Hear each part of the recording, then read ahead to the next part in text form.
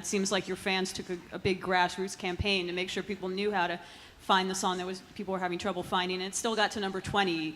How were you feeling last night and this morning? You know, were you worried? I mean, you didn't know it was going to go down after all that. It was strange because I felt really good about last night and the performances, and it was fun. And we did, you know, came straight to here and did the press, and Usher was there with me and just had a good time. And then all of a sudden I pick up my phone after all that's over, and I just have nothing but texts and messages on Facebook and Twitter, and so I start figuring out what's happening.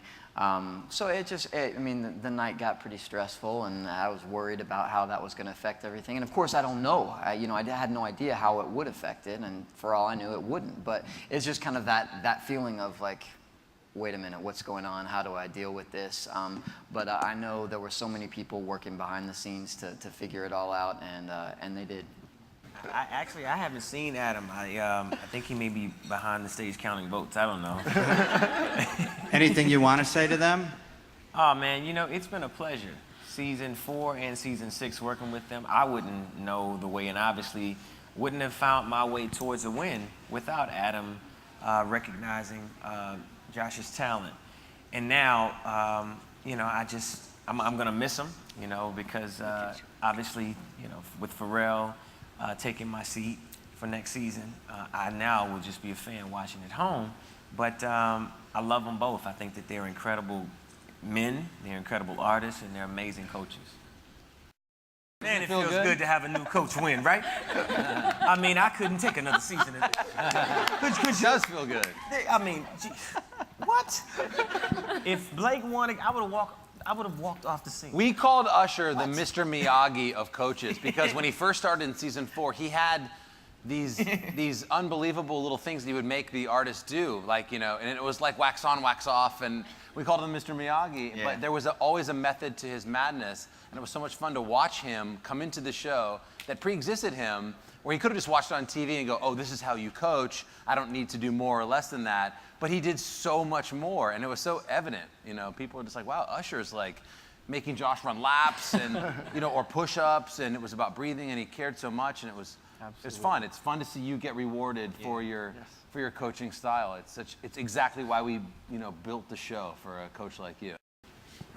Well, we're really blessed to have, I think, an amazing team here. And The Voice is young America's music show. Like, every young American loves The Voice, and we've been fortunate to be authentic enough to attract the Ushers of the world. And as Usher's saying, he wants to do it again, you know, it's a family. It really is. I think something you said tonight, Carson, that our policy, unlike any other singing show, is that there's no off-screen drama for any of us. We're all friends, we all hang out, and when you get that red chair, it's your red chair for life.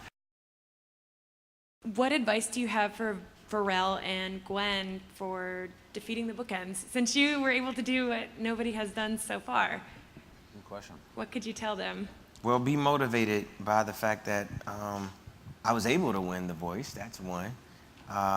You know, I think that they both are incredible artists, and as long as they are as true in their process of working with talent as they are with their creative, then it should work.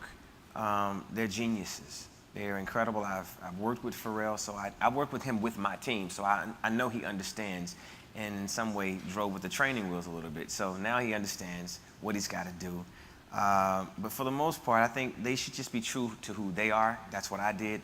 It was a bit unorthodox. I did have them boxing and running laps and carrying dumbbells and, you know, trying to work on the diaphragm. Josh, do you have any early thoughts or descriptions of what kind of style, what kind of music you do for an album? Yeah, I mean, obviously that's got to be a process of kind of figuring it out, but at the root of everything I do is kind of a soulfulness.